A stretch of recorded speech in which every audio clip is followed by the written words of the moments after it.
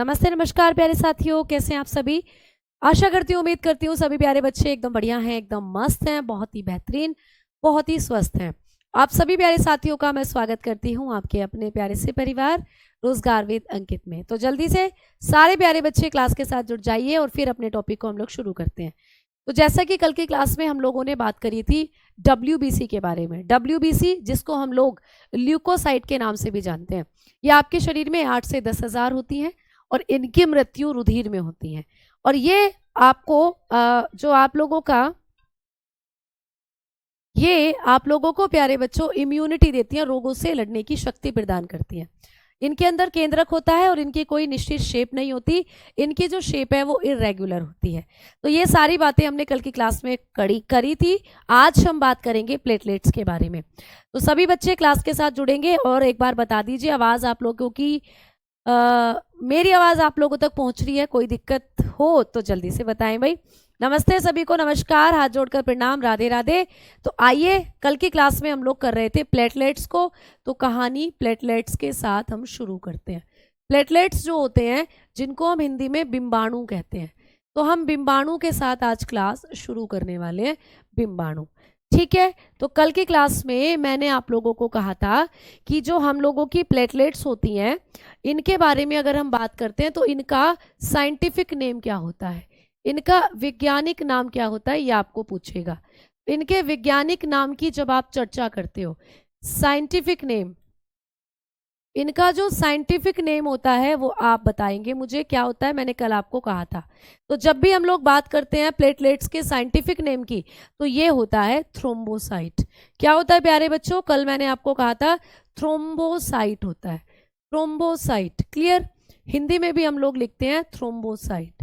तो थ्रोम्बोसाइट जो होती हैं ये कौन सी ब्लड सेल हैं, आप लोग बताकर चलते हो कि थ्रोम्बोसाइट जो होती हैं ये आप लोगों की प्लेटलेट्स होती हैं, क्लियर। अब जो प्लेटलेट्स हैं मैम, इनका अमाउंट कितना होता है हमारे शरीर में, इनकी मात्रा कितनी होती है। इनके अमाउंट की जब हम बात करते हैं, इनकी मात्रा की जब हम लोग बात करते हैं, तो आज ना भाई ब्लड टॉपिक को मैं ऑलमोस्ट खत्म करने की कोशिश करने वाली हूँ, ठीक है। तो थोड़ा सा चीज़ों को हम आराम से समझकर चलते रहेंगे और चीज़ों को करते रहेंगे, क्लियर।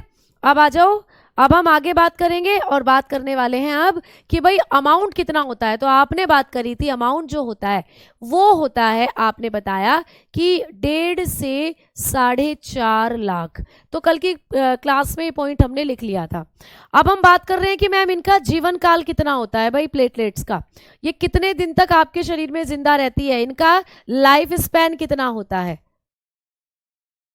तो इनके जब लाइफ स्पैन की हम लोग बात करते हैं तो इनका जीवन काल मैंने आपको कल कहा था, और जीवन काल से क्वेश्चन भी आता है। तो कितना जीवन काल बताया था आपने, कहा मैम इनका जीवन काल होता है 5 से 9 दिन। कितना होता है प्यारे बच्चे, 5 से 9 दिन, 5 to 9 डेज, कई कई जगह 8 दिन भी लिखा होता है। तो एक नंबर घटता हुआ बढ़ता हुआ आपको दिखेगा हर बुक में। अब हम बात करने वाले हैं कि मैम प्लेटलेट्स जो होती हैं ये बेसिकली क्या काम करती है, इनका फंक्शन क्या होता है। तो प्लेटलेट जो होती हैं इनके कार्य की जब हम लोग बात करते हैं, इनका जो फंक्शन होता है वो होता है रुधिर का थक्का जमाना। तो प्यारे साथियों, आपके शरीर में ये रुधिर का थक्का जमाने में सहायक होती है। मैंने आपको लिखवाया भी था कि भाई रुधिर का थक्का जमाने वाले कारक कौन कौन से थे। तो आपने लिखा था विटामिन के थी, कैल्शियम था, फाइब्रिनोजन प्रोटीन थी जो प्लाज्मा में पाई जाती थी, और एक ये थी प्लेटलेट। तो प्लेटलेट का भी काम क्या होता है, रुधिर का थक्का जमाना, ठीक है। तो ऐसे पॉइंट आपको यहाँ से पूछे जाते हैं, क्लियर। यानी कि आप लोग लिख सकते हो हेल्प इन ब्लड क्लोटिंग, ये ब्लड की क्लोटिंग करने में हेल्प करती है, ठीक है। तो आओ अब हम आगे बात करते हैं कि मैम ये जो प्लेटलेट्स होती हैं ये कैसे रुधिर का थक्का जमाने में मदद करती हैं। तो प्यारे बच्चों, ये प्लेटलेट्स निकालती हैं प्रोथ्रोम्बिन नाम का एक पदार्थ, आपको पेपर में पूछा जाता है। तो प्लेटलेट्स निकाल रही होती हैं प्रोथ्रोम्बिन नाम का एक पदार्थ। चलिए बात करते हैं इस बारे में। अब मैं आपको समझाने वाली हूँ कि किस तरीके से आपकी जो प्लेटलेट्स होती हैं ये रुधिर का थक्का जमाने में सहायक होती हैं। तो प्यारे साथियों, जब कभी भी हम लोग बात करते हैं ब्लड क्लोटिंग की, जब कभी भी हम लोग बात करते हैं रुधिर का थक्का जमाने की, मैम रुधिर का थक्का हमने दही जमाना तो पढ़ा था, रुधिर का थक्का जमाना क्या होता है? रुधिर का थक्का जमाना मैं आपको बता चुकी हूँ कि जब आपको कोई भी चोट लगती है, आपको कोई भी घाव होता है, उससे खून निकलता है, तो खून थोड़ी देर बाद रुकना जरूरी है। अगर नहीं रुका तो आप भी फिर भगवान जी को प्यारे हो जाओगे। तो खून रुकना जरूरी है और खून रुकने का काम हमारी बॉडी खुद करती है। हमारी बॉडी खुद रिस्पॉन्स करती है जब भी हमारी बॉडी में कोई डैमेज होता है उसके लिए। तो जब आपको खून का थक्का जमाना है तो आपका जो शरीर है वो खुद रिस्पॉन्स करता है। यानी कि रुधिर स्कंदन की क्रिया जो होती है इसको कैसे कैसे करता है हमारा शरीर, ये आपको पूछ सकता है। तो प्यारे साथियों, जब कभी रुधिर स्कंदन की बात होती है तो भाई कहानी विटामिन के साथ शुरू होती है। प्यारे साथियों, आपने खाई विटामिन के, हाँ जी मैडम जी खा ली। विटामिन के ने क्या करा? विटामिन के पहुंची आपकी प्लेटलेट्स के पास। हाँ जी मैम पहुंच गई, प्लेटलेट्स के पास हमारी विटामिन पहुंच गई। प्लेटलेट्स ने क्या करा? प्रोथ्रोम्बिन निकाला। क्या निकाला भाई? प्रोथ्रोम्बिन।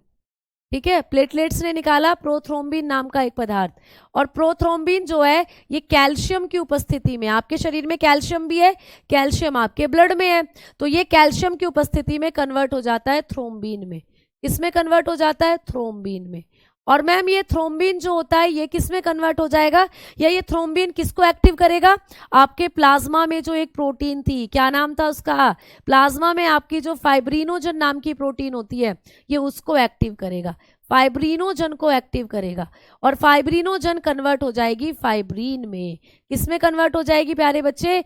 फाइब्रिन में। ठीक है, और फाइब्रिन जैसे ही आपका कन्वर्ट होगा तो आपका जो घाव है वो ढक जाएगा, क्योंकि जो फाइब्रिन होता है ये एक फाइबर की तरह होगा, ये एक रेशे की तरह होता है, और ये पूरा का पूरा रेशा आपके घाव पर ढक जाता है। पट्टी बांध देते हो ना जैसे, वैसे ही पतली महीन एक परत आपके घाव को ढक लेती है, जिसको कहते हैं फाइब्रिन।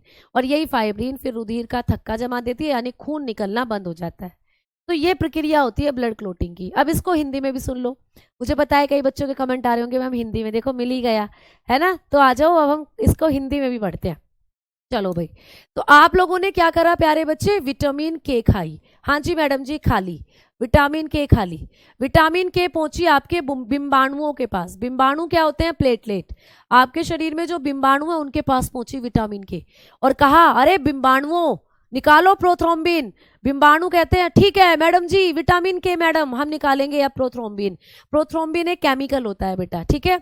तो इन बिंबाणुओं ने क्या करा? प्रोथ्रोम्बिन निकालना शुरू कर दिया। प्रोथ्रोम्बिन इन्होंने निकालना शुरू कर दिया। अब प्रोथ्रोम्बिन को मिल गया कैल्शियम, प्रोथ्रोम्बिन के पास पहुंचा कैल्शियम। आप कैल्शियम भी खाते हो ना, दूध में कैल्शियम होता है ना, आप बहुत बहुत तरीके से कैल्शियम को लेते हो, तो आपके शरीर में पहुंचा कैल्शियम। अब कैल्शियम ने कहा भैया प्रोथ्रोम्बिन कन्वर्ट हो जा थ्रोम्बिन में, तो प्रोथ्रोम्बिन क्या करता है? कैल्शियम को देखकर डर जाता है और थ्रोम्बिन में कन्वर्ट हो जाता है, यानी प्रोथ्रोम्बिन से ही बनता है थ्रोम्बिन। ठीक है, इसी से बनता है थ्रोम्बिन। तो ये जो प्रोथ्रोम्बिन है ये थ्रोम्बिन में कन्वर्ट हो जाता है।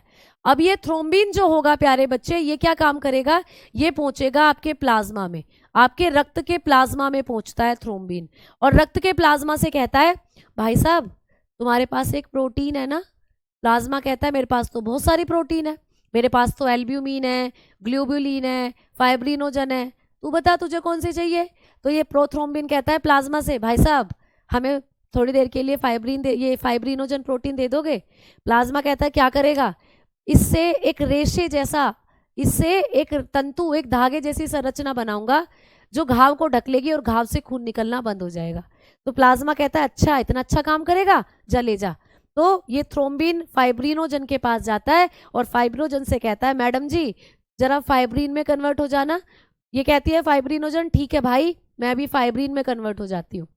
तो ये जो थ्रोम्बिन होता है ये फाइब्रिनोजन को फाइब्रिन में कन्वर्ट कर देता है, और यही फाइब्रिन होती है रेशा, धागे जैसी संरचना जो आपके घाव को सिल देती है, आपके घाव को ढक देती है। ये आपको नॉर्मल आंखों से नहीं दिखेगा। कभी कहने लगो कि कहाँ है मैम फाइब्रिन, कभी देखने लगो नहीं दिखेगा, ये माइक्रोस्कोप से दिखेगा, इतनी नन्ही संरचना होती है। तो ये आपके घाव को ढक लेगी। मान लीजिए ये घाव हो रहा है उंगली में, मान लीजिए घाव है, इस घाव को ये फाइब्रिन का जो जाल है ऐसे ऐसे ढक देगा और यहाँ से खून निकलना फिर बंद। इसी प्रक्रिया को कहते हैं प्यारे बच्चों रुधिर स्कंदन यानी ब्लड क्लोटिंग। मैम ये पूरी प्रक्रिया कितने टाइम में हो जाती है? ये इसको फाइब्रिन को लिख लेना, फाइब्रिन हिंदी में, ठीक है, फाइब्रिन। मैम ये पूरी प्रक्रिया कितने घंटों में हो जाती है? तो पहले इसको लिख लो, फाइब्रिनोजन, फाइब्रिनोजन हिंदी में। तो भाई फाइब्रिनोजन ही फाइब्रिन में कन्वर्ट होता है। फाइब्रिन जो है घाव को ढक लेता है और घाव से खून निकलना बंद हो जाता है। मैम ये पूरी प्रक्रिया कितनी देर में होगी? तो लगभग 6 से 10 मिनट में ये पूरी प्रक्रिया आपके शरीर में हो जाती है। तो आपकी चोट से खून को निकलने के लिए या खून को रोकने के लिए जो टाइम होता है वो 6 से 10 मिनट होता है। नॉर्मली इतने टाइम में आपकी चोट से खून निकलना बंद हो जाना चाहिए। अगर किसी को हेमोफीलिया रोग है, जो आप आगे पढ़ोगे, उस बीमारी में ऐसा नहीं होता। हेमोफीलिया के रोगियों में कभी भी आप लोगों का खून चोट लगने पर इतने टाइम में नहीं रुक सकता। उनका खून 24 घंटे तक बहता रहता है। इसलिए खतरनाक बीमारी है जो हेमोफीलिया है। उसमें ना तो विटामिन के आपके शरीर में पहुंच पाती, ना प्रोथ्रोम्बिन बन पाता आपके शरीर में। तो ये सारे फैक्टर वहां बन नहीं पाते, इसीलिए रुधिर का स्कंदन भी नहीं हो पाता। आपको बात समझ में आ गई अब लोग? ठीक है ना? तो अब आप लोगों को सारी चीजें आ गई होंगी समझ में। तो ये प्रोसेस भी पूछा जाता है आपको पेपर में कि विटामिन के किसको एक्टिव करती है। तो विटामिन के क्यों खाते हो? विटामिन के का काम होता है प्लेटलेट्स को जगाना। प्लेटलेट्स सो रही है मजे से, और विटामिन के कहती है जाके, अरे सो रही है, दे चोट लग गई, जिसके शरीर में तू बैठी है उसको चोट लग गई। प्लेटलेट जागती है, अरे चोट लग गई, खून बह रहा है। तो प्लेटलेट क्या कहती है, जल्दी से चलो मैं प्रोथ्रोम्बिन निकालती हूँ।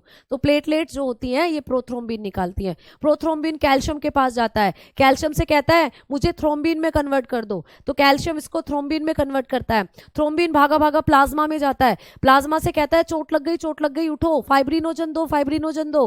प्लाज्मा फाइब्रिनोजन दे देता है। फाइब्रिनोजन को ये फाइब्रिन में कन्वर्ट करता है और फाइब्रिन आराम से घाव को ढक देता है, खून निकलना बंद। ऐसे होता है आपके शरीर में। चलो आ जाओ, अब आगे बात करते हैं। अब प्लेटलेट्स के बारे में हमने सारी चीजें पढ़ ली। प्लेटलेट्स की जो शेप होती है लास्ट में मैं आपको वो बताना चाहती हूँ। तो जो प्यारे बच्चे, प्लेटलेट्स की शेप की हम लोग बात करते हैं तो इनकी कोई फिक्स शेप नहीं होती है। प्लेटलेट जो होती है, इनकी प्लेट के बारे में अगर हम लोग बात करते हैं तो मतलब फिक्स का मतलब ये है, मैंने कहा फिक्स नहीं होती है, इसका मतलब ये है कि मतलब प्लेट के जैसी दिखती है। प्लेट लाइक इनको कहा जाता है, प्लेट की तरह, प्लेट की समान होती है बेटा। ये खाना खाने वाली प्लेट देखी है तो मतलब तभी इनका नाम पड़ा है प्लेटलेट्स। तो ये कैसी होती है? ये प्लेट लाइक होती है। ठीक है, इनकी जो शेप है वो कैसी होती है? Plate like. जैसे कोई प्लेट होती है खाना खाने वाली, तो किसी भी शेप में आप इसको इस तरीके से समझ सकते हो। ठीक है, तो अब आप लोगों ने प्लेटलेट भी कर लिया कंप्लीट। अब मैं पढ़ाने वाली हूं 2 ऐसे फैक्ट जो आपको पेपर में आते हैं। आइए अब हम लोग बात करने वाले हैं किसकी? अब हम बात करने वाले हैं प्यारे साथियों, एक बार इनको देखो। ये वाली आप लोगों की आरबीसी है, ठीक है, बिल्कुल। और ये वाली आप लोगों की डब्ल्यूबीसी है, और ये वाली होती है आप लोगों की प्लेटलेट्स। तो प्लेटलेट्स बेसिकली अगर आप लोगों को कभी भी देखे कंपैरेटिवली, आरबीसी, डब्ल्यूबीसी, प्लेटलेट, इनमें सबसे छोटा कौन माना जाता है? तो पहली एनसीईआरटी की बुक कहती थी कि आरबीसी सबसे छोटी होती है, आरबीसी सबसे छोटी है। बट अब नई एनसीईआरटी को पढ़ोगे तो उनमें कहा है कि प्लेटलेट सबसे छोटी है। तो इन तीनों के साइज को अगर देखो तो सबसे छोटी कौन सी हो जाती है? आप कहते हो प्लेटलेट। प्लेटलेट होती है स्मॉलेस्ट ब्लड सेल। ठीक है, स्मॉलेस्ट ब्लड सेल इनको कह सकते हो। तो सबसे छोटी रुधिर कोशिकाएं होती हैं आप लोगों की प्लेटलेट, और मैम सबसे बड़ी, तो सबसे बड़ी होती है आपकी डब्ल्यूबीसी। ये पॉइंट मैं यहाँ लिख रही हूँ, ठीक है, लिख लीजिएगा कि सबसे छोटी रुधिर कोशिका कौन सी होती है। तो सबसे छोटी रुधिर कोशिका, सबसे छोटी रुधिर कोशिका, ठीक है, ये एनसीईआरटी में रिवीजन हुआ है बेटा, ये अपडेट हुई है चीज। सबसे छोटी रुधिर कोशिका आप बताकर चलते हो प्लेटलेट्स होती है। ठीक है, क्या होती है? बिंबाणु, बिंबाणु यानी कि स्मॉलेस्ट ब्लड सेल जिसको आप कहते हो, स्मॉलेस्ट ब्लड सेल। तो स्मॉलेस्ट ब्लड सेल की जब बात कर रहे हैं तो ये प्लेटलेट्स हो जाती है। और मैम दूसरा फैक्ट पूछ लेगा कि सबसे बड़ी रुधिर कोशिका कौन सी होती है। तो सबसे बड़ी रुधिर कोशिका जो है वो होती है हम लोगों की डब्ल्यूबीसी। तो सबसे बड़ी रुधिर कोशिका हो जाती है बच्चा डब्ल्यूबीसी, यानी कि श्वेत रक्त कोशिका जिसको कहते हो, श्वेत रक्त कोशिका।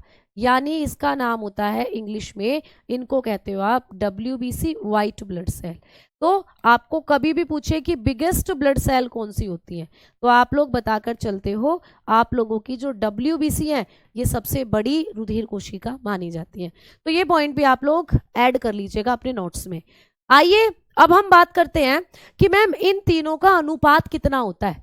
जब हम इन तीनों के अनुपात की बात करते हैं तो ये भी एक छोटा सा पॉइंट है जो आपको पेपर में आता है, रेशियो, अनुपात।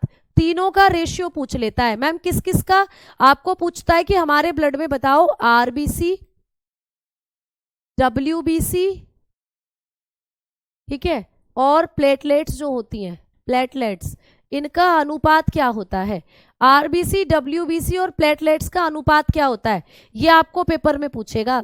तो सबसे ज्यादा मैंने कहा था RBC है। अगर आपके ब्लड में 600 RBC है ना, तो उन पर एक WBC काम कर रही होगी, और एक WBC है तो कितनी प्लेटलेट्स काम कर रही होंगी, 40। तो प्यारे बच्चों 600 RBC पर एक WBC मिलेगी और 40 प्लेटलेट्स मिलेंगी। यानी आपका जो शरीर है इसमें सबसे ज्यादा होती है, आप लोग बताते हो RBC, दूसरे नंबर पर प्लेटलेट्स, और सबसे कम होती है WBC। ठीक है मैम, बिगेस्ट मोनोसाइट होती है ब्लड सेल। बेटा मोनोसाइट किसका पार्ट है ये बता दो, मोनोसाइट किसका पार्ट है, मोनोसाइट WBC का ही तो पार्ट है बेटा। मैंने कल आपको कहा था कि सबसे बड़ी WBC जब आपको पूछता है तब आप मोनोसाइट बताओगे, सबसे बड़ी WBC तो मोनोसाइट बताना है। ठीक है, मोनोसाइट कोई RBC का पार्ट थोड़ी है, WBC का ही पार्ट है। तो सबसे बड़ी WBC तब बताना है मोनोसाइट। ऐसे तो मैंने सबसे छोटी भी बताई थी आपको, लिम्फोसाइट, तो वो सबसे छोटी WBC है। तो जहां बात WBC की हो रही हो तो मोनोसाइट और लिम्फोसाइट याद करना है। अभी हम इन तीनों को पढ़ रहे हैं, RBC, प्लेटलेट और व्हाइट ब्लड सेल। इन तीनों में कौन सबसे बड़ा है, कौन सबसे छोटा, तो आपने कहा सबसे बड़ी WBC है, सबसे छोटी प्लेटलेट है। ठीक है बेटा, ये होती है सारी चीजें। क्लियर। वॉइस चेक, वॉइस तो बिल्कुल सही चल रही है बेटा, है ना, वॉइस तो सबसे सही चल रही है। मैम जी सबसे छोटी सेल RBC होती है, मैंने कहा ना पुरानी NCERT पढ़ोगे RBC था, अब तक RBC ही था, अब तक RBC ही था, लेकिन आप अपडेटेड होकर आया है जो NCERT, वहां पढ़ते हो कि प्लेटलेट सबसे छोटी होती है। ठीक है, प्लेटलेट सबसे छोटी होती है। क्लियर। तो ये अपडेटेड चीज है जो मैं आपको बता रही हूँ। प्लेटलेट्स जो होती हैं सबसे छोटी मानी जाती है, इसको सही कर लेना। ठीक है, प्लेटलेट्स क्या होती है, सबसे छोटी, बिंबाणु सबसे छोटी मानी जाती है। अब ठीक है, अपडेटेड चीजें हैं जो आपको नोट क्लियर करने हैं, अपने अपडेट करने हैं। आ जाओ अब आगे बात करते हैं। तो भाई अब अगले पॉइंट की तरफ बढ़ेंगे हम। अगला पॉइंट हमारा क्या है, अगला पॉइंट है कि मैडम जी हैपेरिन क्या होता है। हैपेरिन, एक छोटी सी हेडिंग डालेंगे सभी बच्चे, हैपेरिन, छोटी सी हेडिंग डालेंगे अपने नोट्स में, हैपेरिन। क्या होता है हैपेरिन। प्यारे साथियों, आप लोगों का जो ब्लड है ना, आपके ब्लड के अंदर ये हैपेरिन दौड़ता है। तुमने सुना है हमारी रगों में खून दौड़ता है, मैं कहती हूँ हमारे ब्लड के अंदर हैपेरिन दौड़ता है। तो तुमने वो डायलॉग तो सुना होगा, तुम्हारी रगों में खून है, तो तुम अब कहोगे तुम्हारे ब्लड में हैपेरिन है। या तुम्हें मैं बार बार बताती हूँ तुम्हारे टूथपेस्ट में नमक है, तो तुम कहना अब टूथपेस्ट में नमक से हमें कोई मतलब नहीं है, हमारे पेपर में तो क्वेश्चन आएगा क्या तुम्हारे ब्लड में हैपेरिन है। तो हैपेरिन कहाँ होता है, हमारे ब्लड में होता है। तो आज बात करते हैं हैपेरिन के बारे में। सबसे पहले कि मैम क्या है हैपेरिन, तो बताओगे एक पॉलीसेकेराइड है। हैपेरिन होता है प्यारे बच्चे एक पॉलीसेकेराइड। मैम पॉलीसेकेराइड क्या होते हैं, बेटा पॉलीसेकेराइड कार्बोहाइड्रेट का टाइप होते हैं। ठीक है, तो ये एक पॉलीसेकेराइड है, तो लिखोगे इज अ पॉलीसेकेराइड। तो आपको पेपर में पूछ लेगा कि हमारे ब्लड में एक पदार्थ होता है हैपेरिन, ये क्या है, तो आप कहोगे एक पॉलीसेकेराइड है। ठीक है, पॉलीसेकेराइड क्या होते हैं, कार्बोहाइड्रेट ही होते हैं पॉलीसेकेराइड। तो ये एक कार्बोहाइड्रेट है ऐसा समझो। मैम इसको कौन बनाता है, इसका फॉर्मेशन कौन करता है, ये हमारे ब्लड में आया कहाँ से, ये हमारे ब्लड में आया कहाँ से, इसका कहीं ना कहीं निर्माण तो हुआ होगा। तो हाँ भाई, इसका निर्माण कराया तुम्हारे यकृत ने। पेपर में क्वेश्चन बना हुआ है कि हैपेरिन का निर्माण कौन करता है। ये जो हैपेरिन है ये कौन बनाता है आपके शरीर में, तो इसका जिसका जो निर्माण है वो आपका लीवर करता है बेटा। तो ये आपके लीवर से निकलने वाली पॉलीसेकेराइड है, ये आपके लीवर से निकलता है हैपेरिन। आपका लीवर निकालता है इसको, और लीवर निकालकर आपके खून में मिला देता है। ठीक है मैम, क्यों मिलाता है? लीवर को क्या लगी पड़ी है? क्यों बनाया है लीवर ने हेपेरिन? क्या जरूरत क्या थी इसकी? हम पूछते हैं क्या जरूरत थी इसकी, तो आप कहोगे जरूरत थी। क्या जरूरत थी मैडम? क्या काम है इसका हेपेरिन का? तो प्यारे साथियों, इसका जो काम होता है ना, वो है कि ये आपकी बॉडी के अंदर जो खून बह रहा है ना, उसको कभी भी जमने नहीं देता। जैसे मैं, क्लास रुक गई, बफरिंग हो गई, क्लास रुक गई।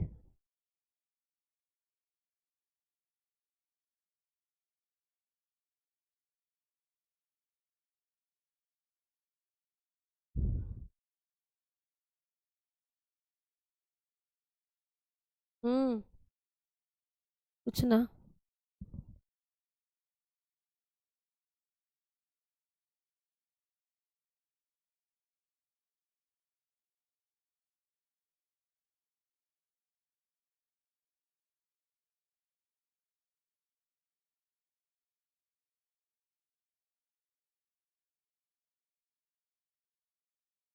चल रही है ना अब तो वीडियो? हाँ, बीच में बफरिंग हो रही थी, अब सही चल रही है वीडियो। अब कोई क्लास नहीं रुक रही है, बिल्कुल सही चल रही है ना? चलो चलो, तो भाई अभी मैंने आपको कहा कि मैम हेपेरिन क्या होता है। हेपेरिन एक तरीके का पॉलीसेकेराइड है प्यारे साथी। पॉलीसेकेराइड क्या होता है मैम? पॉलीसेकेराइड होता है आप लोगों का एक कार्बोहाइड्रेट। तो हेपेरिन एक कार्बोहाइड्रेट है मैम। इसको कौन, इसका निर्माण कहाँ होता है, इसको कौन बनाता है आपके शरीर में? तो इसको लीवर बनाता है प्यारे बच्चे। मैंने लो यहाँ पर लिख दिया, कौन बनाता है इसको? लीवर बनाता है। इसका फॉर्मेशन किसके द्वारा होता है? आपके लीवर के द्वारा होता है। आपका लीवर बनाता है इसको, हेपेरिन को, और बनाकर आपके खून में मिला देता है। ठीक है मैम, क्यों मिलाया इसको लीवर ने हमारे खून में? इसका काम क्या होता है?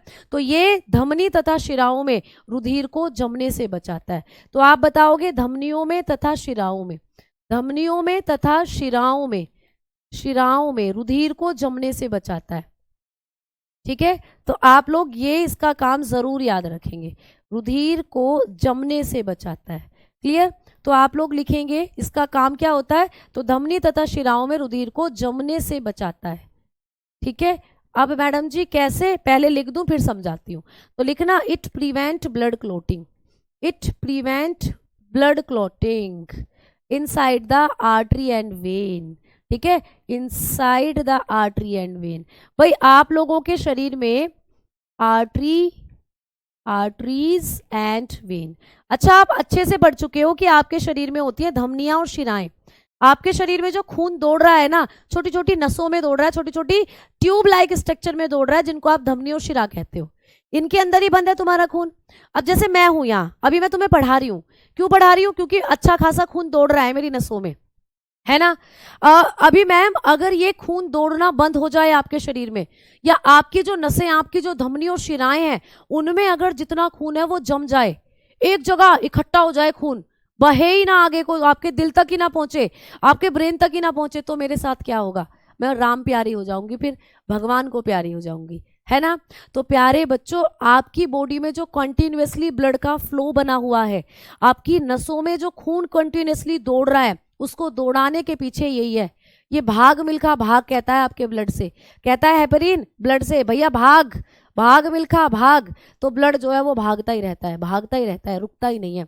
जिस दिन ये हार गया, जिस दिन ये हेपेरिन आपके शरीर से, आपके खून से निकाल दिया, उस दिन आपका खून थक कर बैठ जाएगा एक जगह। और जिस दिन तुम्हारा खून थक कर बैठ गया, उस दिन तुम्हारे दिल तक खून नहीं पहुंचेगा, नस तक खून नहीं, दिमाग तक खून नहीं पहुंचेगा, और हम कोमा में चले जाएंगे या हम मर जाएंगे। ठीक है, तो ये क्या कहता है प्यारे बच्चे, ये जो होता है आप लोग बताते हो, ये हेपेरिन जो है, आपकी जो धमनियों में खून बह रहा है, आपके जो शिराओं में खून बह रहा है, यानी आपके शरीर के अंदर जो खून है वो लगातार बहते रहना चाहिए आपकी बॉडी में, उसको बहाने में इसका ही रोल होता है हेपेरिन का। समझ में आ गई बात? क्लियर? मेरा ऐसा बोलने से कौन सी मैं राम प्यारी हो गई? ये तो जस्ट एक एग्जाम्पल था जो आप समझ जाते हो। ठीक है, क्लियर? बफरिंग अब नहीं हो रही है बेटा, अब तो बिल्कुल सही चल रही है क्लास। चलो आओ, अब हम आगे बात करेंगे। अब ये आपको समझ में आ गया हेपेरिन का काम भी। अब आपके ब्लड से एक और चीज जो आपको पेपर में आती है, एक और प्यारी सी हेडिंग डालेंगे बेटा, सीरम। एक और प्यारी सी हेडिंग डालेंगे, सीरम। सीरम भी आपको पेपर में पूछा जाता है कि सीरम क्या होता है। तो प्यारे साथियों, आपके ब्लड में एक और चीज है जिसको कहते हैं सीरम। सबसे पहले आपको क्वेश्चन आता है कि सीरम का अध्ययन क्या होता है। जब कभी भी आप लोग इसकी स्टडी करते हो, सीरम का अध्ययन करते हो, तो सीरम के अध्ययन को कहा जाता है सेरोलॉजी। क्या कहते हैं बेटा? सेरोलॉजी। तो सीरम का अध्ययन होता है सीरोलॉजी। ये आपको पेपर में पूछा जाता है, सीरोलॉजी किसका अध्ययन होता है? तो बताओगे सीरोलॉजी होता है सीरम का अध्ययन। ठीक है, सीरोलॉजी होता है सीरम का अध्ययन। अच्छा मैम, सीरम होता क्या है? तो प्यारे साथियों, सीरम ऐसा खून होता है जिसमें ना तो आरबीसी होती, ना डब्ल्यूबीसी होती, ना प्लेटलेट्स होती, ना फाइब्रिनोजन होती, भैया कुछ नहीं होता। होता क्या है? होता है केवल प्लाज्मा। तो आपका ऐसा ब्लड जिसमें कोई आरबीसी नहीं है, जिसमें कोई डब्ल्यूबीसी नहीं है, कोई प्लेटलेट नहीं है, कोई फाइब्रिनोजन नाम की प्रोटीन नहीं है प्लाज्मा में, बस बाकी का एल्ब्यूमिन, ग्लोबुलिन ये सब है, बाकी जो जो मैंने कहा वो कुछ नहीं है। तो पेपर में आता है कि ब्लड में सीरम क्या होता है? तो सीरम होता है, मैं लिख रही हूं ऐसा ब्लड, लिखेंगे ऐसा रुधिर, ऐसा रुधिर जिसमें जिसमें कोई रुधिर स्कंदक कारक, मतलब अभी मैंने लिखवाया था ना रुधिर स्कंदक कारक आप लोगों को, रुधिर स्कंदक कारक। ठीक है, रुधिर स्कंदक कारक कौन कौन से थे रुधिर स्कंदक कारक? चलो देखो एक बार, अभी मैंने लिखवाया था ना, विटामिन के थी, प्लेटलेट्स थी, प्रोथ्रोम्बिन थी, थ्रोम्बिन थी, फाइब्रिनोजन थी, फाइब्रिन थी, ये सब रुधिर स्कंदक कारक हैं। इनमें से कुछ भी नहीं होगा सीरम के अंदर। तो सीरम जो होता है वो ऐसा ब्लड होता है जिसमें कोई रुधिर स्कंदक कारक व रुधिर कोशिका नहीं होती। रुधिर कोशिका आरबीसी, डब्ल्यूबीसी, प्लेटलेट कुछ भी नहीं है, रुधिर कोशिका नहीं पाई जाती। तो पेपर में आपको क्वेश्चन आता है कि सीरम के बारे में कौन सा कथन सत्य है। स्टेटमेंट दे देता है कि सीरम में आरबीसी पाई जाती है, सीरम में डब्ल्यूबीसी नहीं पाई जाती, सीरम में फाइब्रिनोजन नहीं पाई जाती, ऑल ऑफ दीज। तो आप लोग बताकर चलते हो कि सीरम ऐसा खून है जिसमें कोई रुधिर स्कंदक कारक नहीं है, मतलब इसमें फाइब्रिनोजन, विटामिन के, कैल्शियम कुछ नहीं है, और दूसरा इसमें कोई रुधिर कोशिका भी नहीं है। रुधिर कोशिका बोले तो आरबीसी, डब्ल्यूबीसी, प्लेटलेट कुछ नहीं है। तो लिखोगे blood which do not have any blood clotting factor. भाई कोई ब्लड क्लोटिंग फैक्टर इसके अंदर नहीं है। ठीक है, blood clotting factor and blood cell, कोई ब्लड सेल भी नहीं है। भाई ब्लड सेल का मतलब तो अब तुम समझ ही चुके हो, आरबीसी, डब्ल्यूबीसी, प्लेटलेट्स ये होती है ब्लड सेल। तो भैया ऐसा खून जिसमें कोई रुधिर स्कंदक कारक नहीं है, कोई रुधिर कोशिका नहीं है, उसी को कहते हैं सीरम। मैम इस सीरम का इस्तेमाल हम लोग कहाँ करते हैं? तो इस सीरम का इस्तेमाल हम लोग करते हैं विभिन्न रोगों की जांच में। इसका कार्य क्या होता है बेटा? इसका फंक्शन होता है सीरम का, इसके द्वारा हम रोगों की जांच करते हैं। ठीक है, रोगों की जांच करते हैं बेटा, रोगों की जांच। जैसे किसी को कोई बीमारी है, डॉक्टर आप लोगों का ब्लड सैंपल लेता है, ब्लड में से सीरम को अलग करके ही आपके जो बैक्टीरिया, वायरस है आपके ब्लड में, उनकी जांच की जाती है। तो आपका जो सीरम है ब्लड के अंदर, इसका ही इस्तेमाल हम लोग करते हैं रोगों की जांच में। ठीक है, तो लिखोगे टू डायग्नोस या टू टेस्ट डिजीजेस। ठीक है, तो जो डिजीजेस होती हैं, जो रोग होते हैं, उनकी जांच करने में हम सीरम का इस्तेमाल करते हैं। क्वेश्चन ऐसे भी आ जाएगा आप लोगों को, बेटा अब तो क्लास सही चल रही है बेटा हम पढ़ रहे हैं ब्लड। अब ब्लड कोशिका के बारे में बात करी हमने, कौन सी? रुधिर कोशिका सबसे छोटी है बेटा। यहां पर बात हुई है रुधिर कोशिका की, रुधिर कोशिका की, ब्लड सेल की। हमने शुक्राणु की बात करी, तो शुक्राणु तो आपकी गैमेट सेल है बेटा, शुक्राणु तो आपकी जनन कोशिका है। तो कौन सी जनन कोशिका सबसे छोटी है, तब शुक्राणु बताना है। हम बात कर रहे हैं कौन सी रुधिर कोशिका सबसे छोटी है, तब प्लेटलेट बताना है। तो मैंने लिख रखा है ना कि सबसे छोटी रुधिर कोशिका कौन सी होती है, तो मतलब ब्लड की बात हो रही है, जनन कोशिका की नहीं। सबसे छोटी जनन कोशिका शुक्राणु है। ठीक है, समझ में आ गई बात? चलो भाई, तो क्लियर करते हैं कि कॉन्सेप्ट को अच्छे से। तो ये अब आपको समझ में आ गया। तो रोगों की जांच करने के लिए हम सीरम का ही इस्तेमाल करते हैं। जब डॉक्टर आपका ब्लड निकालता है, कहता है ब्लड टेस्ट करवा लो, टाइफाइड है, मलेरिया है क्या है पता चल जाएगा। तो कैसे पता चलेगा? ब्लड के सीरम की जांच करने पर ही पता चलता है। सीरम में ही बैक्टीरिया वायरस ये आपको देखने को मिलते हैं। ठीक है, तो ऐसे क्वेश्चन आ जाता है कि विभिन्न रोगों की जांच के लिए रक्त के किस भाग का इस्तेमाल होता है, तो आप आंसर लगा के आओगे सीरम का। ठीक, चलो भाई आ जाओ आगे बात करते हैं। ठीक है, लोगो हटा दूं, ये जो लोगो लग रहा है बेटा ये सेटिंग में ही लग रहा है, मैं इसको यहाँ से थोड़ी हटा सकती हूँ, वो आपको एप्लीकेशन में ही लग रहा है इसलिए आपको दिख रहा है। आ जाओ अब आगे बात करते हैं। अब ये दोनों हेडिंग आपकी कंप्लीट। अब हेडिंग डालो ब्लड ग्रुप्स। आ जाइए भाई, जिसका हमें था इंतजार वो घड़ी आ गई। ब्लड ग्रुप्स की अब हम लोग बात करेंगे। ब्लड ग्रुप्स जिसको कहते हैं रुधिर समूह। क्या भाई यार, रुधिर के भी समूह होते हैं, ब्लड भी अपना समूह बनाता है? तो हाँ भाई, रुधिर जो है ये अलग अलग रूपों में पाया जाता है और इसके इस रूपों को ही हम लोग समूह कह देते हैं। तो भाई आओ सबसे पहले बात करेंगे कि रुधिर समूह की खोज किसने करी थी, ब्लड ग्रुप की डिस्कवरी किसने करी थी। तो जो ब्लड ग्रुप है इनको सबसे पहले खोजा था कार्ल लैंडस्टीनर ने। किसने बच्चा? Karl Landsteiner. तो आपको पेपर में आता है कि रुधिर समूह की खोज किसने करी थी, आप बताएंगे कार्ल लैंडस्टीनर ने। ठीक है, तो कार्ल लैंडस्टीनर नाम के साइंटिस्ट ने सबसे पहले ब्लड ग्रुप को खोजा था। कब खोजा था? तो आप लोग बताएंगे 1901 में। ठीक है, 1901 में सबसे पहले कार्ल लैंडस्टीनर ने बताया था कि हमारे शरीर में अलग अलग तरीके के खून होते हैं। किसी के शरीर में ए ब्लड ग्रुप है, किसी के शरीर में बी ब्लड ग्रुप है, किसी के शरीर में ए बी है, किसी के शरीर में ओ है।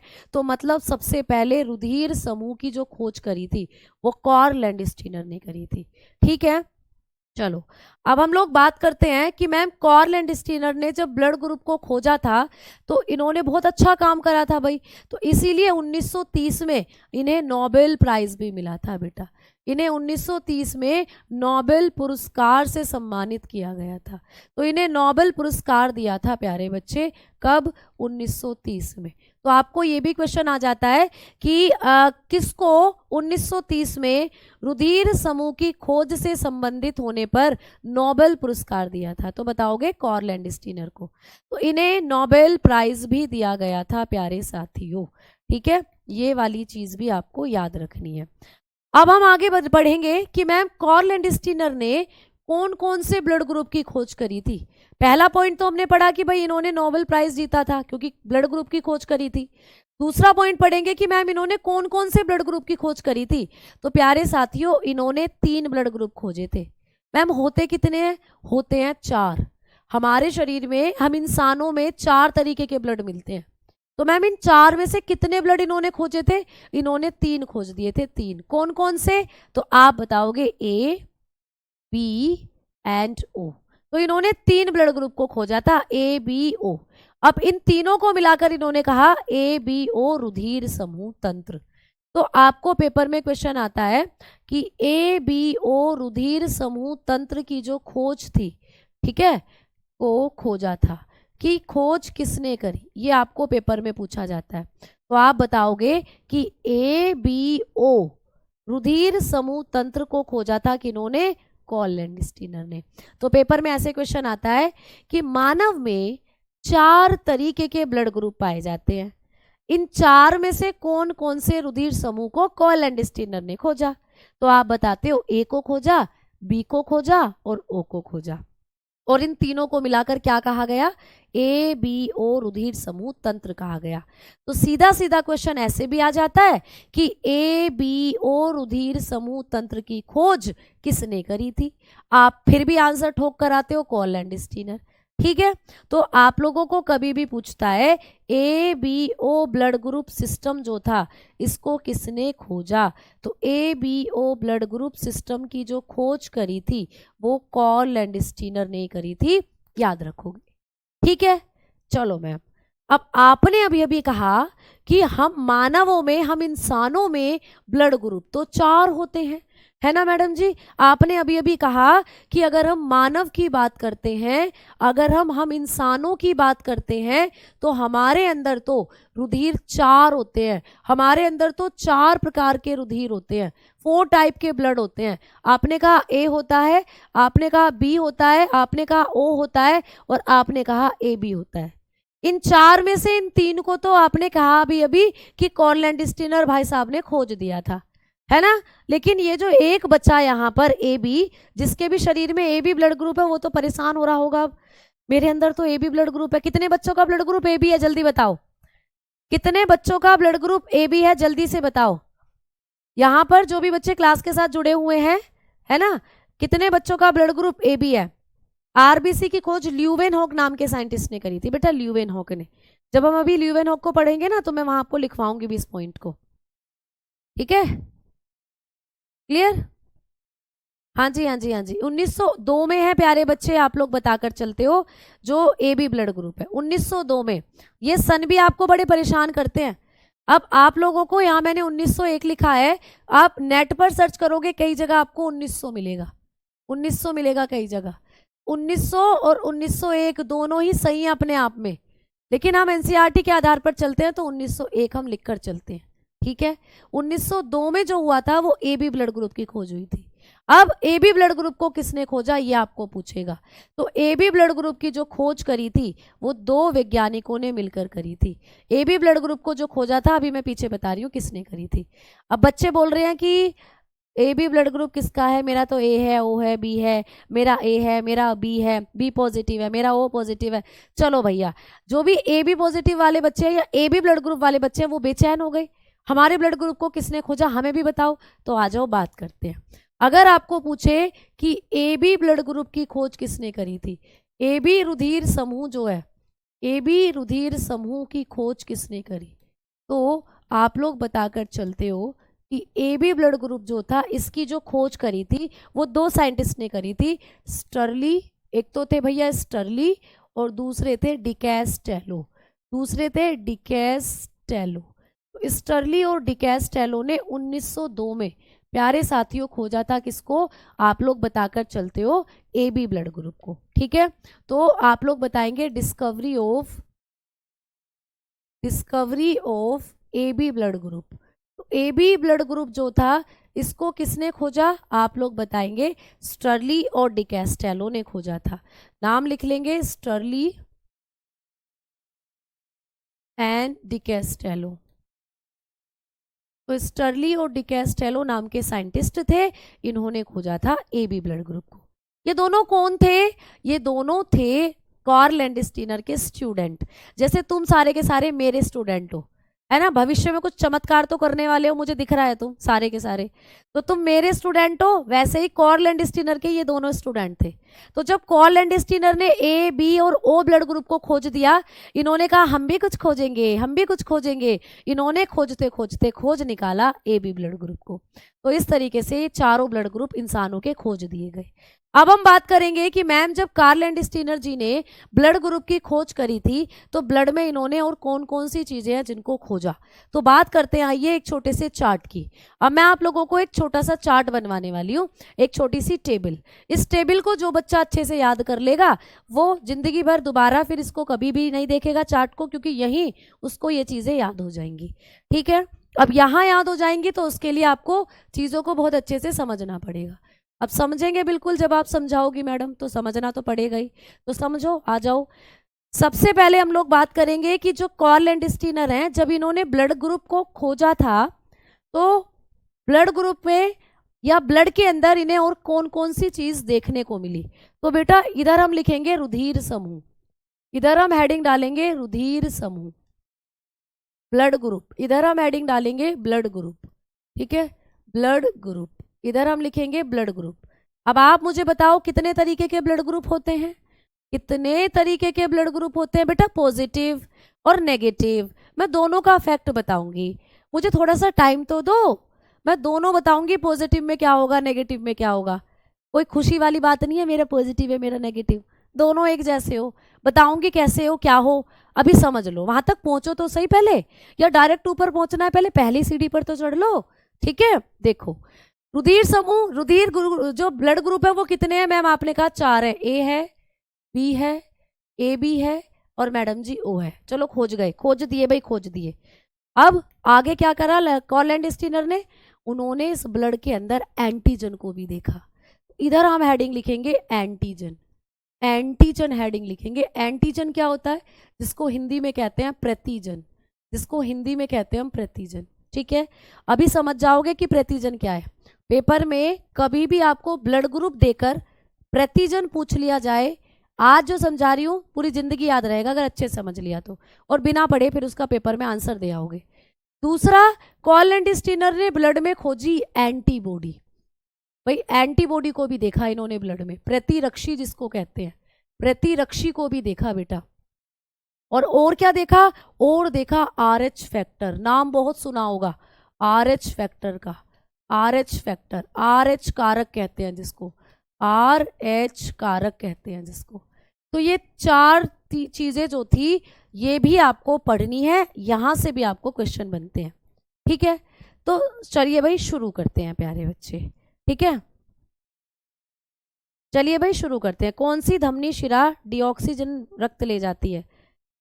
नीतीश, मैंने ये तो चीख चीख कर चिल्ला चिल्ला कर बताया था आपको सर्कुलेटरी सिस्टम में कि आपकी जो एक शिरा है जिसका नाम है पुल्मेनरी शिरा, वो शुद्ध रुधिर को लेकर जाती है, और एक धमनी है जिसका नाम है फुफ्फुसीय धमनी या पुल्मेनरी आर्टरी, वो अशुद्ध रुधिर को लेकर जाती है। ठीक है, क्लियर? चलो आओ अब हम आगे बात करते हैं। भाई ब्लड ग्रुप तो समझ में आ गए, ए ब्लड ग्रुप होता है, बी होता है, ए बी होता है, ओ। बात करते हैं एंटीजन की। बेटा जो तुम्हारा ब्लड ग्रुप होता है वही तुम्हारा एंटीजन होता है। जैसे मेरा ब्लड ग्रुप ए है तो मेरे अंदर जो एंटीजन है वो भी ए ही है। तो पेपर में कभी भी आपको पूछे कि राधा का रुधिर समूह बी है, तो राधा के खून में कौन सा एंटीजन होगा? सिंपल सी बात, जब राधा का ब्लड ग्रुप बी है तो राधा का एंटीजन भी बी होगा। क्लियर? तो बात क्लियर हुई, जो आपका ब्लड ग्रुप होता है वही तुम्हारा एंटीजन होता है। तो अगर किसी का ब्लड ग्रुप ए है तो एंटीजन उसमें ए होगा, अगर किसी का ब्लड ग्रुप बी है तो एंटीजन उसमें बी होगा, अगर किसी का ब्लड ग्रुप ए बी है तो एंटीजन उसका ए बी होगा। लेकिन ओ वाले थम जाओ, ओ थम जाओ। ओ ऐसा ब्लड ग्रुप है जिसमें कोई एंटीजन नहीं होता। पेपर का क्वेश्चन है, बनता है पेपर में, कौन सा ब्लड ग्रुप ऐसा है जिसमें कोई एंटीजन नहीं होता? आप बताओगे ओ। भैया जो हटके है वही तो पेपर में पूछा जाता है। तो ओ ब्लड ग्रुप का कोई एंटीजन नहीं होता, नन नन नन नन। आपको कभी भी पूछे कौन सा ब्लड ग्रुप ऐसा है जिसके पास कोई एंटीजन नहीं है, ओ का मतलब है जीरो, जीरो जीरो एंटीजन। इसको ओ हम बोल देते हैं बट ये जीरो है, जीरो मतलब जीरो एंटीजन, इसमें कोई एंटीजन ही नहीं है। ठीक है, तो जीरो एंटीजन किसके लिए इस्तेमाल करते हैं? जीरो के लिए। जीरो बोले तो ओ ब्लड ग्रुप। ठीक, तो ये कॉन्सेप्ट क्लियर हुआ। मेरा आप सभी से क्वेश्चन है, सारे प्यारे बच्चों से, एंटीजन बेटा एक तरीके की प्रोटीन होती है, एंटीजन है प्रोटीन। ठीक है, तो प्रोटीन है ये। अब मैम ये प्रोटीन कैसे हमारे ब्लड में होती है? जो तुम्हारा ब्लड ग्रुप वही तुम्हारी प्रोटीन, एंटीजन प्रोटीन।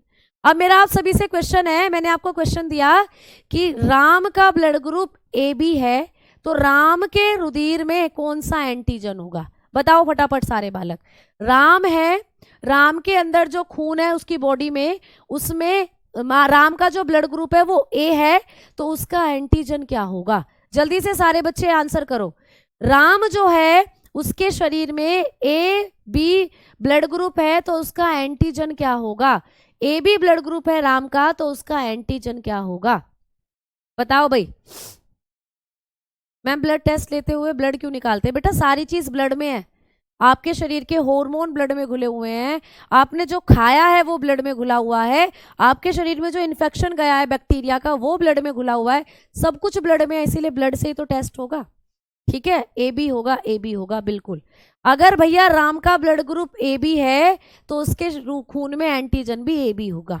ठीक है, अब मेरा आप लोगों से आंसर क्वेश्चन है एक और, बता दो भैया, जो मीरा है, मीरा का एंटीजन, मेरे क्वेश्चन को ध्यान से सुनना, मीरा के खून, मीरा का ब्लड ग्रुप क्या होगा? दूसरा क्वेश्चन चल रहा है, मीरा है एक लड़की, मेरी बहुत अच्छी दोस्त है, उसका जो उसकी बॉडी के अंदर एंटीजन ए है, तो मुझे बता दो अब उसकी बॉडी के अंदर कौन सा ब्लड ग्रुप का खून पाया जाएगा, कौन से ब्लड ग्रुप का खून पाया जाएगा? तुम कहोगे मैम ए। तो क्वेश्चन में पेपर की जो पेपर है उसमें क्वेश्चन की टांग किधर को भी तोड़ी जा सकती है, इधर से इधर को भी और इधर से इधर को भी। एंटीजन देकर ब्लड ग्रुप पूछ लेगा या ब्लड ग्रुप देकर एंटीजन पूछ लेगा। क्लियर हो गई बात?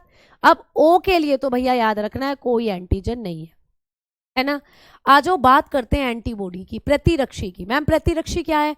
बेटा ये भी एक तरीके की प्रोटीन है, ये भी प्रोटीन है, ये भी प्रोटीन है। मैम एंटीबॉडी क्या होंगी, ये कैसे पूछा जाएगा? तो एक बात हमेशा याद रखना, ये एंटीजन है, ये एंटीबॉडी है, दोनों की कभी नहीं बनती, दोनों की कभी नहीं बनती, लड़ाई रहती है दोनों में। जहां जिस शादी में ये एंटीजन पहुंच गया उस शादी में ये एंटीबॉडी नहीं पहुंचेगी। अगर दोनों का आमना सामना हुआ डिशुम डिशुम बच जाएगी भैया, घुसे लात बच जाएंगे। तो कभी भी एंटीजन जो है वो कभी भी एंटीबॉडी नहीं हो सकती, क्योंकि दोनों की दुश्मनी है, जानी दुश्मन है एक दूसरे के। दोनों एक दूसरे में घुसे लात बता देंगे, और जहां घुसे और लात बचेंगे ना तुम्हारी बॉडी में, तुम भी निकल लोगे, है ना। तो याद रखना हमेशा जो एंटीजन है वो कभी भी एंटीबॉडी नहीं हो सकता। अगर तुम्हारा एंटीजन ए है तो तुम्हारा एंटीबॉडी कभी भी ए नहीं हो सकता, ये हमेशा विपरीत रहते हैं। अगर आपका एंटीजन ए है तो आपके शरीर में एंटीबॉडी बी होगी बेटा, ठीक है। अगर आपका ब्लड ग्रुप बी है तो एंटीजन बी होगा, लेकिन एंटीबॉडी यानी प्रतिरक्षी जो होगी वो ए होगी, क्योंकि बी का उल्टा क्या होता है? ए का उल्टा क्या होता है? बी। तो ये हमेशा ऑपोजिट होते हैं, एक जैसे जब भी होगे डिशुम डिशुम बच जाएगी, ठीक। अब ए बी के बारे में अच्छे से विशेष याद रखना, पेपर में पूछेगा कि कौन सा ब्लड ग्रुप ऐसा है जिसकी कोई प्रतिरक्षी नहीं होती, जिसकी कोई एंटीबॉडी नहीं होती। तो ए बी के पास पंगा है। क्यों पंगा है प्यारे बच्चे? अब देखो ध्यान से सुनना, ए बी ऐसा ब्लड ग्रुप है जिसके पास कोई एंटीबॉडी नहीं होती, कोई प्रतिरक्षी नहीं होती। क्यों नहीं होती? अगर ए रख दे तो ए के साथ लड़ मरेगा, अगर बी रख दें तो बी के साथ लड़ मरेगा भैया। तो ना ए रख सकते ना बी रख सकते, दोनों में दोनों है, यहाँ पर ए बी है, दोनों है, दोनों एंटीजन मौजूद है ए और बी। और यहाँ पर भी अगर हमने कोई सी भी एंटीबॉडी रखी लड़ाई हो जाएगी भैया, लड़ाई हो जाएगी तो दिक्कत वाली बात हो गई। इसीलिए हमने कहा कि कोई एंटीजन नहीं है, कोई एंटीबॉडी नहीं देंगे हम तुझे, लड़ाई कर बैठेगा भैया ये। तो इसीलिए याद रखना ए बी के पास कोई एंटीबॉडी नहीं होती, ठीक है। क्लियर? ओ के लिए बात कर रहे हैं। ओ ब्लड ग्रुप जो है इसके पास दोनों प्रतिरक्षी हैं, इसके पास दोनों एंटीबॉडी हैं। मैम क्यों है दोनों? जरा समझाना, दोनों क्यों है प्यारे बच्चे? बोथ। कौन सा ब्लड ग्रुप ऐसा है जिसके पास दोनों प्रतिरक्षी होते हैं? दोनों का मतलब ए बी है और बी भी है, जिसके पास दोनों प्रतिरक्षी हैं, ऐसा कौन सा ब्लड ग्रुप है? तो कहोगे ओ। मैम क्यों है? क्योंकि ओ के पास तो कोई एंटीजन ही नहीं है ना, लड़ाई किससे होगी भैया? कोई है ही नहीं है जिससे लड़ाई हो। अब जब किसी जंगल में कोई ऐसी कॉलोनी है जहां तुम अकेले रह रहे हो, तुम्हारा ये घर है, दूर दूर तक कोई घर नहीं है और तुम उस घर में अकेले रह रहे हो, तो लड़ोगे किससे? दीवारों से। लड़ोगे किससे? दीवारों से। अब मान लीजिए तुम्हारे घर के पास एक साइड में एक और घर बन गया, उसमें भी तुम्हारी तरह कोई आंटी जी रह रही है ना, तो भैया रोज रोज बजेगी फिर डिशुम डिशुम, है ना। तो लड़ा कब जाता है? जब सामने वाले या पास के पास कोई हो, उससे लड़ोगे ना। जब यहाँ कमरा ही खाली है, ये इस कमरे में कोई रह रहा है, ये कमरा खाली है, तो किससे जाकर लड़ोगे? दीवारों से। तो भैया यहाँ पर कोई एंटीजन ही नहीं है, तो एंटीबॉडी किससे लड़े फिर? इसीलिए यहाँ हम दोनों एंटीबॉडी को रख सकते हैं, या दोनों एंटीबॉडी को हम रख सकते हैं, ठीक है। समझ में आ गई बात? तो एंटीजन के हमेशा विपरीत होती है एंटीबॉडी, एंटीजन के हमेशा विपरीत होती है एंटीबॉडी, ठीक है। स्मॉल इसलिए लिख दिया जिससे दोनों को अच्छे से वेरीफाई कर सको। ये कैपिटल है तो ये स्मॉल है, बाकी कोई दिक्कत नहीं है, तुम इनको भी कैपिटल लिख लो, कोई समस्या नहीं है। पेपर में जब आपको आएंगी तो स्मॉल कैपिटल में खुद लिखी आएंगी, आपको ये नहीं पूछेगा कि स्मॉल क्यों है कैपिटल क्यों है, जिससे आप इनको अलग अलग से डिफ्रेंशिएट करके लिख सको, इसलिए कैपिटल और स्मॉल में लिख देते हैं सिर्फ, ठीक है। क्लियर? समझ में आ गई बात, है ना। तो यहाँ पर ये कमरा खाली है, इसमें कोई नहीं है, इसीलिए एंटीबॉडी बेचारी किसी से नहीं लड़ेगी, यहाँ दोनों एंटीबॉडी आराम से रह सकती हैं। तो कौन सा ब्लड ग्रुप है जिसके पास दोनों एंटीबॉडी होती हैं? ओ के पास, ठीक है। अब आप लोगों से मेरा क्वेश्चन है, अगर शाम का ब्लड ग्रुप ए है, उसके शरीर में कौन सी प्रतिरक्षी होगी? अगर शाम का रुधिर समूह ए है तो उसके शरीर में कौन सी प्रतिरक्षी होगी? भैया शाम का शरीर है, शाम के शरीर के अंदर जो है ब्लड ग्रुप ए है तो बता दो एंटीबॉडी कौन सी होगी उसके शरीर में। श्याम का ब्लड ग्रुप ए है, एंटीबॉडी कौन सी होगी? तो हमने कहा जो आपका ब्लड ग्रुप है वो तो तुम्हारा एंटीजन होता है ना। ब्लड ग्रुप जो है वो तो एंटीजन है, और जो एंटीजन हुआ वो एंटीबॉडी कभी नहीं हो सकता, लड़ाई मच जाएगी लड़ाई। इसीलिए अगर ब्लड ग्रुप ए है तो भैया एंटीबॉडी बी रखनी पड़ेगी, क्योंकि अगर ए रखोगे तो एंटीजन और एंटीबॉडी समान हो जाएंगी। तो याद रखना, आपके या तो ब्लड ग्रुप देकर एंटीबॉडी पूछ ले या आपको एंटीजन देकर एंटीबॉडी पूछ ले, तो जो आपका ब्लड ग्रुप है उसके हमेशा ऑपोजिट होगी आपकी एंटीबॉडी। क्लियर हो गया ना कॉन्सेप्ट? तो चार्ट यही याद हो गया आप लोगों को। दोबारा इसको सिर्फ एक बार रिवाइज करने की जरूरत पड़ेगी, बाकी यहाँ से आपको इजीली चीजें जो हैं वो याद हो जाएंगी। हो गई याद? ठीक है, तो भाई बी होगी, क्योंकि ए का उल्टा बी होता है, ये हमेशा ऑपोजिट काम करती है। आ जाओ आरएच फैक्टर की बात करते हैं। मैम आरएच फैक्टर क्या होता है? भैया अब है, बहुत से बच्चे जो परेशान हो रहे थे कि मैम मेरा ब्लड ग्रुप ए पॉजिटिव है, एक कह रहा था मेरा ब्लड ग्रुप ए नेगेटिव है, एक कह रहा था बी पॉजिटिव है, बी नेगेटिव है, ए बी पॉजिटिव है, ए बी नेगेटिव है, ओ पॉजिटिव है, ओ नेगेटिव है। तो हमने देखा कि हमारे पास जो 4 ब्लड ग्रुप है इन पर भी चार्जेस होते हैं, पॉजिटिव नेगेटिव पॉजिटिव नेगेटिव। तो ये पॉजिटिव नेगेटिव ही आपके आरएच फैक्टर है। तो आपके खून के ऊपर चार्ज जो होते हैं वो होते हैं पॉजिटिव नेगेटिव। तो आरएच फैक्टर क्या है भैया? आपके खून में जो पॉजिटिव और नेगेटिव चार्ज हैं ये आरएच फैक्टर कहलाते हैं। तो किसी का खून पॉजिटिव है, किसी का खून नेगेटिव। तो क्या मैम जिनका खून पॉजिटिव है वो हमेशा पॉजिटिव सोचते हैं, जिनका खून नेगेटिव है वो हमेशा नेगेटिव सोचते हैं? ऐसा कुछ नहीं है, सिर्फ ये चार्जेस हैं जो आपके ब्लड पर होते हैं। आपके ब्लड के अंदर जब आप लोगों को कोई भी, मतलब ये आरएच फैक्टर जो होता है इसको डी एंटीजन कहते हैं हम। आरएच फैक्टर का एक और नाम है डी एंटीजन। आरएच फैक्टर को हम डी एंटीजन कहते हैं। ठीक है, तो अगर हमें किसी के खून में ये डी एंटीजन दिख जाए, माइक्रोस्कोप में रखकर जब खून को देखेंगे तो उसके खून में जब ये हमें डी एंटीजन दिख जाए तो समझो उसका ब्लड ग्रुप पॉजिटिव है, और जिसके खून में ना दिखे उसका ब्लड ग्रुप नेगेटिव है। तो पॉजिटिव और नेगेटिव 2 तरीके के ब्लड ग्रुप होते हैं, कोई अच्छा नहीं है कोई बुरा नहीं है ना? समझ में आ गई बात? क्लियर? तो ऐसे होगा बेटा। ठीक है, अब आ जाओ। तो चीजें समझ में आ रही हैं आप लोगों को, है ना? सब कुछ याद हो गया ना अच्छे से? तो अब कुछ भी पूछ ले यहाँ पर आपको क्लियर हो जाएंगी चीजें। अब हम बढ़ रहे हैं आगे, थोड़ा सा आरएच फैक्टर के बारे में और बताऊंगी आपको। पेपर में क्वेश्चन आता है कि जो आरएच फैक्टर होता है इसकी भी खोज पूछ लेता है पेपर में, किसने करी, है ना? आरएच कारक जिसको कहते हैं, आरएच कारक की खोज किसने करी थी? तो प्यारे साथियों जो आरएच कारक है ना इसकी खोज करी थी इन्होंने ही, कार्ल लैंडस्टीनर ने। ठीक है, लेकिन साथ में एक और साइंटिस्ट को ले लिया था। इसकी खोज आपको पूछेगा, इसकी डिस्कवरी आपको पूछेगा। आरएच फैक्टर की डिस्कवरी किसने करी? तो बताओगे कार्ल लैंडस्टीनर, वही जिन्होंने ब्लड ग्रुप को खोजा था। कार्ल लैंडस्टीनर और साथ में थे इनके वेनर। ठीक है, साथ में थे इनके वेनर। ठीक है, कब करी थी? 1940 में करी थी, 1940 में। तो बताकर चलते हैं कार्ल लैंडस्टीनर। ठीक है, कार्ल लैंडस्टीनर हो गए और साथ में थे वेनर। तो इन दोनों ने मिलकर क्या करा था? आरएच फैक्टर की खोज करी थी 1940 में। मैम किस में करी थी, किस में करी थी? तो बताओगे बंदर में खोजा था प्यारे बच्चे, बंदर में। आरएच फैक्टर को किस जानवर में खोजा था आपको पूछा जाता है, बंदर में खोजा था। तभी तो कहते हैं बंदर हमारे पूर्वज हैं, है ना? मोंकी के अंदर खोजा था प्यारे बच्चे। आरएच फैक्टर की जो खोज हुई थी वो कौन से जानवर में हुई थी? आप बताएंगे मैम बंदर में हुई थी, बंदर, मोंकी में, है ना? अब मैम कौन से, उस बंदर का नाम क्या था? उस बंदर का नाम क्या था? तो भैया ये जो बंदर था ना, जिस बंदर में आरएच फैक्टर की खोज हुई थी, इस बंदर का नाम आपको पूछे तो आप बताना इस बंदर का नाम था रीसस। इस बंदर का नाम था रीसस।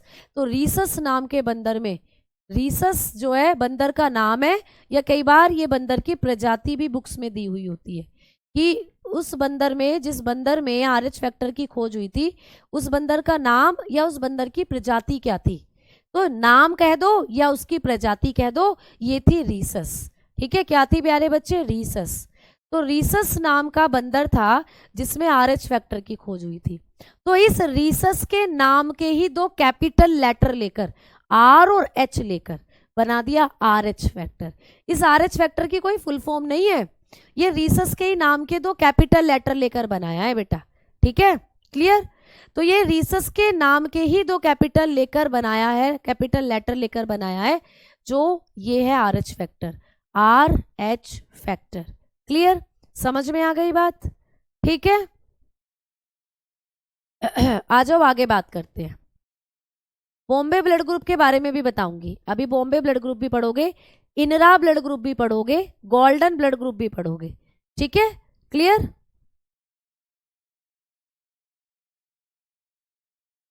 कार्ल लैंडस्टीनर और वैनर, क्या हुआ, कुछ समझ नहीं आ रहा है क्या। रीसस नाम का एक बंदर था जिसमें खोज हुई थी प्यारे बच्चे किसकी, आप बताकर चलते हो आर एच फैक्टर की। तो रीसस के नाम के ही दो कैपिटल लेटर लेकर बनाया था आर एच फैक्टर, ठीक है। तो मेरे ख्याल से तो सब चीजें सही लिखी हुई हैं, ठीक। चलो आगे बात करते हैं अब हम लोग। अब ये जो आर एच फैक्टर होता है, यहां से ये पॉइंट आपको पूछे, और कल की क्लास में मैं आपको एक चार्ट बनवाऊंगी कि कौन किससे ब्लड ले सकता है और कौन किसको ब्लड डोनेट कर सकता है। मतलब कल की क्लास में आधे घंटे हमारा ब्लड टॉपिक चलेगा और उसके बाद आपका नया टॉपिक जो है वो शुरू हो जाएगा, ठीक है बेटा। हाँ जी हाँ जी, टाइम हो चुका है, ठीक, तो बिल्कुल सही बात है। अब हम बात करेंगे कल की क्लास में। कल की क्लास में आपको एक चार्ट बनवाना है मुझे ब्लड का, और कौन किसको ब्लड डोनेट करता है वो, और कुछ टाइप और बताने एक्स्ट्रा, जैसे बॉम्बे ब्लड ग्रुप, इनरा ब्लड ग्रुप, इन सब के बारे में, ठीक है। तो धन्यवाद, नमस्कार, मिलते हैं कल अब हम लोग।